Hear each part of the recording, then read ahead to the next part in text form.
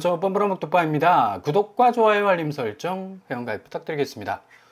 미국 다우와 나스닥과 S&P 500 지수가 다시 상승세로 전환하고 있죠.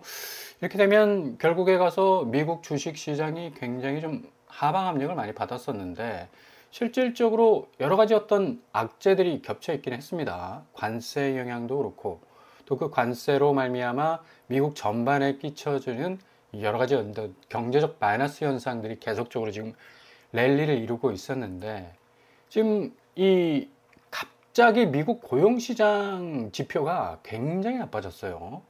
고용시장 둔화에 대응하기 위한 연방준비제도의 금리 인하 가능성이 점쳐지고 있다는 얘기죠.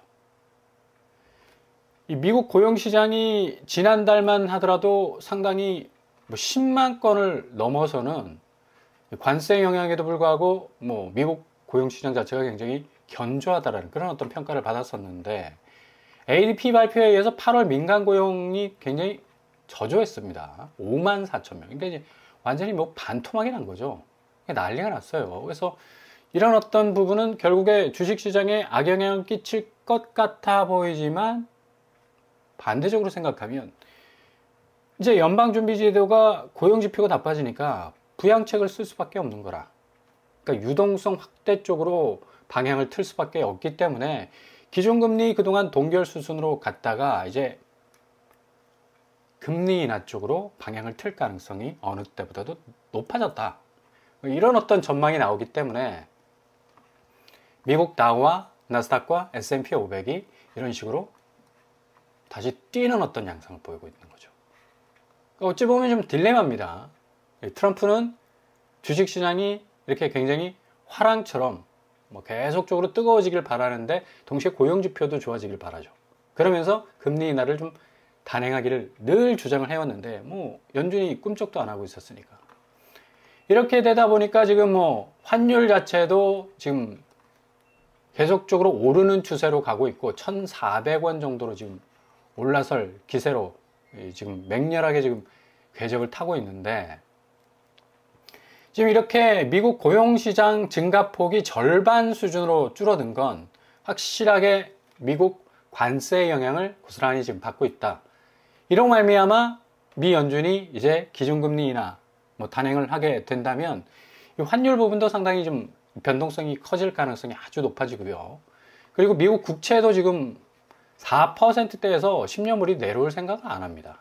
거의 우리나라 주담대 금리를 직격할 수밖에 없는 이 국채금리 자체의 어떤 변동성, 이 위험성이 계속적으로 하방 압력, 그러니까 아파트 시장 자체의 어떤 기준 가격을 크게 끌어내릴 가능성이 어느 때보다도 높다라는 걸 우리가 알 수가 있는 거죠. 그리고 가장 큰 변동성이라고 얘기할 수 있는 지금 관세 부분인데 트럼프가 일본 차관세, 그러니까 자동차 관세에 대해서 한국보다 먼저 15%를 낮춰줬습니다. 당초 한 27%였는데 상호 관세 협약에 따라서 일본이 좀 뭔가 일정 정도 트럼프에게 메리트가 있는 카드를 제시를 함으로 말미암아 관세를 한 15% 정도 낮췄어요. 근데 이게 구두로 끝난 게 아니라 행정명령이 이제 사인을 했다 이거죠.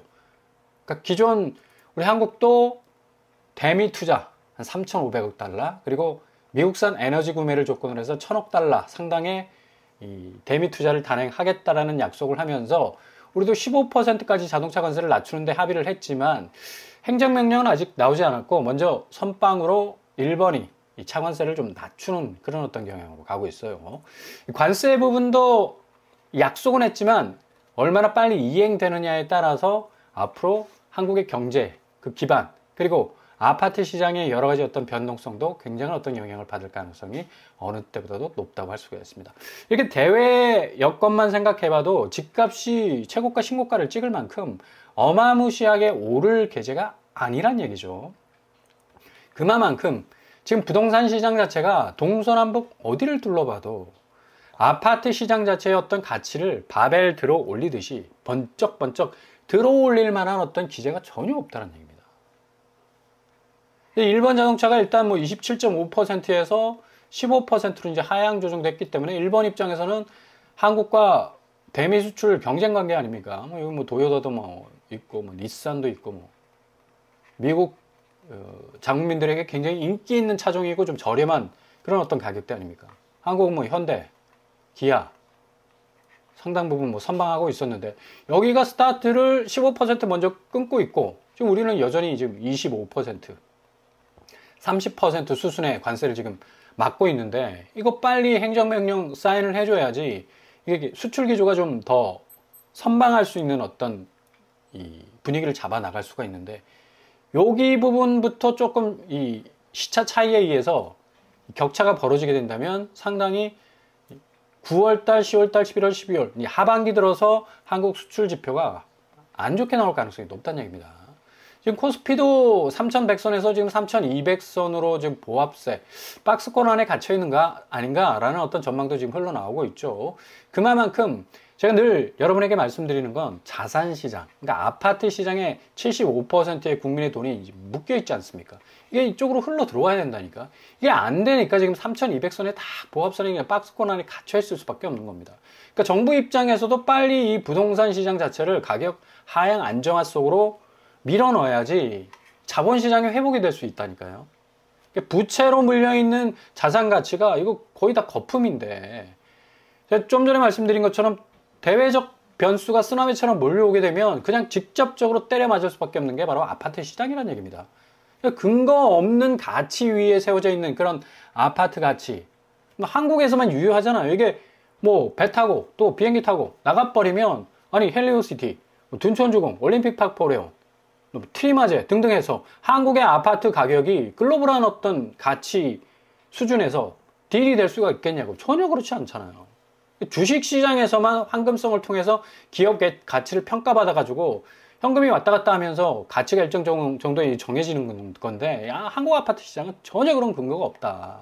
그래서 빨리 자본시장을 좀 회복시켜야 되는 건데 어쨌거나 저쨌거나 뭐 금리 인하 기대감 결국에 가서 미국 고용지표가 뚝 떨어져 버리니까 연준에서 서둘러 금리 인하를 단행하게 되면 결국 유동성 확대, 돈이 풀리기 때문에 이게 다 자본시장으로 간다. 일단 미국은 돈이 풀리면 자본시장, 그러니까 나스닥에 투자를 하지 부동산에 투자를 안 합니다. 우리나라는 뭐 70% 이상이 다 꽁돈 생기면 어떻게 하면 강남 아파트 또 마영송 아파트 잡을까 그 생각에 골머리를 지금 앓고 있잖아요. 이게 왜곡된 시장의 전형적인 어떤 샘플이라 볼 수가 있는 겁니다. 그만큼 자기 자본을 또 그렇게 많이 안 들여. 한 20% 정도, 80%는 나머지 다 그냥 대출 땡겨가지고 아파트들을 샀기 때문에 물론 이제 627 규제 나와서 6억 이상은 이제 대출을 못 받는 그런 자금 경색의 어떤 부동산 시장에서의 여러 가지 분위기가 확산되면서 이 영끌 분위기는 좀 많이 쑥으로 들었다고 하지만 역시 대외적 변수는 굉장한 어떤 이 아파트 시장에 충격파를 줄 가능성이 높다. 미 연준 의장 월러 후보도 뭐 수차례 금리 인하를 예상하고 있다는데 여기 뭐 트럼프가 딱 꽂아 넣을 사람이기 때문에 이런 어떤 말을 할 수가 있는 거죠. 아마 파월에서 월러로 바뀌게 되면 뭐 공격적인 금리 인하를 시행할 가능성이 높아요. 근데 미국 쪽에서 이렇게 공격적 금리 인하를 한다 하더라도 우리 한국은행 쪽은 뭐 전혀 이게 동조화할 수 없는 지금 내수 경기 침체죠. 집값 문제 걸려 있죠. 부채 문제 걸려 있어. 이 삼각 파도가 그냥 그대로 국내에서 그냥 때릴 수밖에 없기 때문에 미국이 기준금리 인하 쪽으로 간다 하더라도 동조화해서 적극적으로 인하를 할 수 없는 그런 어떤 상황에 처해 있다는 얘기입니다. 기준금리 2.5% 동결하지 않았습니까? 그죠? 결국에 와서는 뭐 집값 뛸라. 그러니까 부동산 시장이 그만큼 한국 자산시장, 자본시장 뭐 한꺼번에 블랙홀처럼 삼켜버릴 수밖에 없는 굉장한 어떤 리스크를 떠안고 있다는 사실을 한국은행이 인정한 꼴입니다. 집값, 대출, 불시 살아날라.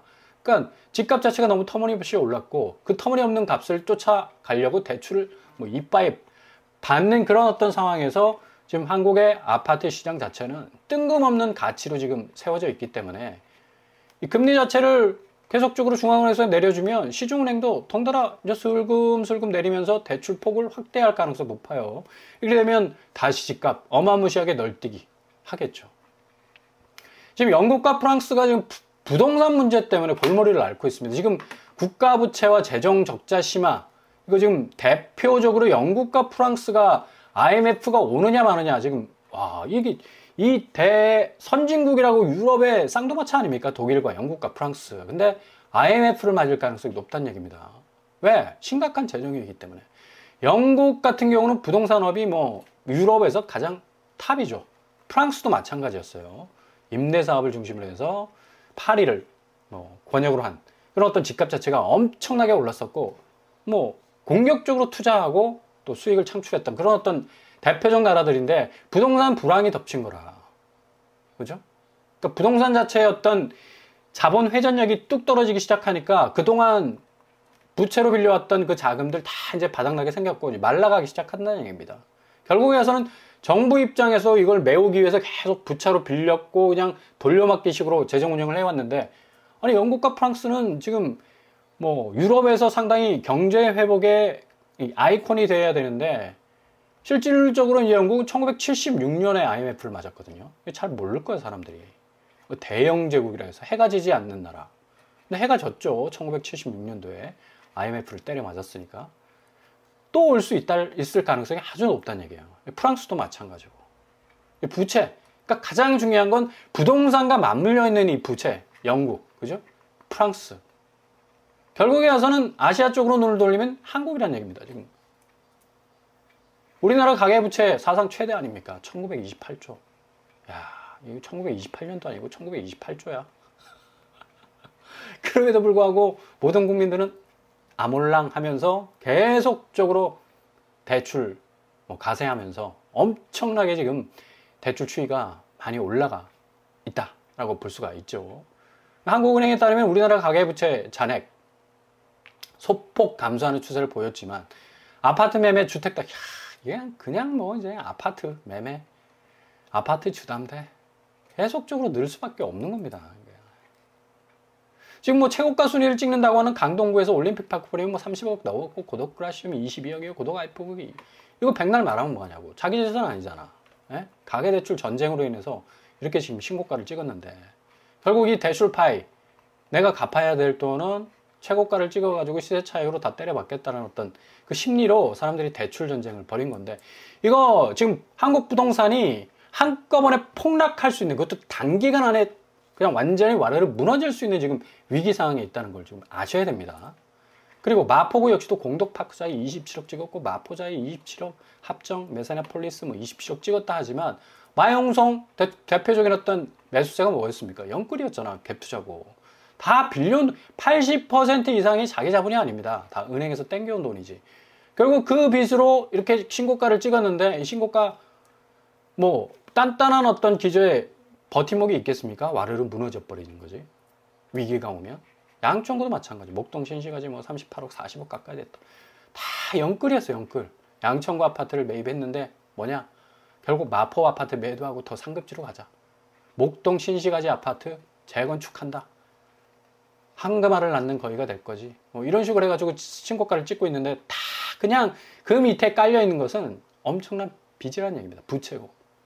그게 결국에 가서는 9월, 10월, 11월 가면서 한국이 감내할 수 없는 여러 가지 자본시장의 변동성을 맞이하게 된다면 정말 단기간 안에 한국 아파트는 뽀개질 가능성이 아주 높다. 또 2025년 다른 어떤 회계 연도보다 가장 높은 가능성을 가지고 있다는 얘기입니다. 무주택자 입장에서는 저점을 노릴 수 있는 뭐 골든타임이 될 수가 있겠고요. 1주택자 입장에서는 또 저비용으로 환승할 수 있는 또 기회가 올 수도 있습니다. 그래서 뭐 1주택자에게는 불리한 어떤 형국은 아니에요. 1주택자 입장에서도 일단은 아파트 값이 폭락하게 되면 진입할 수 있는 기회가 훨씬 더 넓어질 수가 있는 거죠. 그러니까 집값 자체가 좀 정상화가 돼야 된다. 너무 올랐죠. 너무 올랐어. 그러니까 한국은행 역시도 뭐 부동산 대폭락 시작되나 서울 아파트 뭐 8만 5천 건 지금 넘어서고 있어서 가계대출 부분에 대해서 굉장히 어떤 경고를 지금 날리고 있고요. 집값 붕괴 조짐 보인다는 그런 워딩까지 던졌습니다. 왜? 거품이 너무너무 높다. 어디에서? 세계에서 가장 높다. 이게 한국 부동산의 양면성입니다. 아주 높은 수익률을 창출할 것 같은 단기적 차익의 어떤 모습을 보였지만 단기적으로 다른 한편으로는 붕괴될 수 있는 위험이 크다는 얘기죠. FBI 금융 취약성 지수가 100입니다. 지금 0에서 100 사이에 안으로 들어가야 되는데 이 100을 훌쩍 넘었다는 얘기는 결국에 여기서는 금융 불균형이 엄청나게 심각하다는 얘기입니다. 자, 이게 그냥 이론적으로 끝나느냐? 최근에 용산구 아파트 평균 거래 금액 보세요. 10억 뚝 떨어졌죠. 보통 25억까지 이 평균 거래가가 나왔었는데 거의 반토막 났습니다. 그리고 최근에 있었던 아파트 평균 거래 금액 용산구를 보더라도 지금 25억까지 갔는데 최근에 10억까지 떨어졌다고 했지만 지금 5억까지 떨어졌어요. 자, 요게 지금 언론에서 말하지 않고 있는 실질적인 앞으로 집값이 어떤 궤적으로 갈 수 있을 것인가에 대한 선제지표라고 말씀을 드릴 수가 있어요. 평균 거래 금액이 아무것도 아닌 것 같지만 결국에 가서는 앞으로 집값이 이런 식으로 진행이 될 것이라는 사실을 평균값으로 지금 보여주고 있는 겁니다. 그죠? 그리고 동작구 가장 많이 오른 곳 아닙니까? 여기도 13억 됐었는데 지금 8억까지 지금 내려앉고 있어요. 평균 거래 금액이. 그러니까 요대로 지금 서울 아파트가 고스란히 진행이 될 가능성이 높고, 지금 매물 건수 보세요. 7만 7천 건이었는데 이제 7만 8,900건, 거의 뭐 7만 9천 건으로 지금 올라서고 있습니다. 매물이 급격하게 지금 터져 나가고 있죠. 결국에 집주인들이 뭐 굉장히 급하게 생겼고, 지금 이 지난주 지지난주만 해도 서울 이 실거래가가 조금 떨어지는 파이가 주는 거 아니냐 했는데 다시 이번 주 들어서면서 6억, 4억, 거의 4억에 가깝게 성동구, 마포구, 서대문구 가장 많이 올랐던 지역을 중심으로 해서 다시 파이가 커져가고 있는 걸 볼 수가 있습니다. 마포구 역시도 4억, 2억, 1억. 지난주, 지지난주만 해도 뭐 1,000만 원, 뭐 5천만 원 하락했는데요. 그리고 뭐 최고가 찍었었고, 이런 식으로 이제 파이가 커지는 거고, 성동구 역시 마찬가지입니다. 6억, 1억 3천, 1억 2천. 계속적으로 9월 되면서 분수령을 맞이하게 될 겁니다. 양천구도 3억 8천, 2억, 거의 뭐 3억 가까이 지금 깨져나가고 있는 상황인데, 마용성이 뭐 다시 반등한다는 얘기는 결코 그게 그냥 집값 올랐으면 좋겠다라는 지렛대를 가진 사람들의 얘기지 결코 그렇지 않다. 팩트를 보면 노원구 역시도 지금 3억 이상 지금 떨어지는 것도 많이 등장하고 있지 않습니까? 거의 이제 30% 선에 지금 다가서고 있네요. 9억대, 5억대, 10억대 나오는. 노원구 43평이 10억대면 너무 비싸죠. 여기다 지금 한 5, 6억대면 참 충분한데, 그죠? 송파구 역시도 뭐 강남구에서 가장 거래가 많은 지역인데, 여기도 전혀 떨어지는 모습 없이 최고가 거래만 나왔었는데 지금 2억, 1억 5천 정도 떨어지고 있습니다. 강남구는 여전히 뭐 최고가 거래, 서초구 역시도 최고가 거래지만 이제 뭐 점점 지금 거의 축소되고 있지 않습니까? 이 최고가 거래라는 게. 근데 송파구도 확실하게 지금 하향 추세를 보이고 있는 거고. 자, 지금 이런 상황에 또 전세 보증까지도 126%를 지금 적용하면서 지금 이러다 뭐 다 죽는 거 아니냐라는 어떤 공포감도 지금 조성이 되고 있는데, 뭐 집주인들은 어찌 보면 전세 보증 자체가 안 되는 어떤 상황까지 가게 되면 세입자를 못 구해. 그래서 뭐 월세로 돌리는 거 뭐 굉장히 뭐 빠른 속도로 지금 진행이 되고 있는데, 이렇게 보증 자체를 기존에 한 140%였습니다. 근데 126%까지 지금 내렸어요. 그러니까 지금 거의 보증보험 가입이 된 어떤 이 집주인들은 이제 더 이상 공시가를 기초로 해서 따져보면 보증보험을 못 받을 가능성이 굉장히 높다는 얘기입니다. 지금 세입자들이 가장 먼저 보는 게 이 물건에 대해서 보증보험 가입됐느냐 여부를 따지는 건데, 이제 보증보험 가입이 안 되면 세입자를 못 드려. 그래서 전세 대출이 집주인 입장에서 사실상 막혔다라는 어떤 이펙트가 지금 드러나고 있죠. 그만큼 앞으로 계속적으로 대출 규제나 혹은 여러 가지 강도 높은 카드의 그 랠리 현상이 계속적으로 일어날 가능성이 높고, 지금 서울 아파트 값이 다시 반등할 거라는 아주 기가 막힌 정말 뭐 오판에 가까운 얘기들 좀 잘 걸러 들으시고요. 앞으로 9월달 얼마나 큰 가격의 분수령이 전개가 될지, 그리고 여러분 눈앞에서 펼쳐질지 잘 지켜보실 수 있길 바랍니다.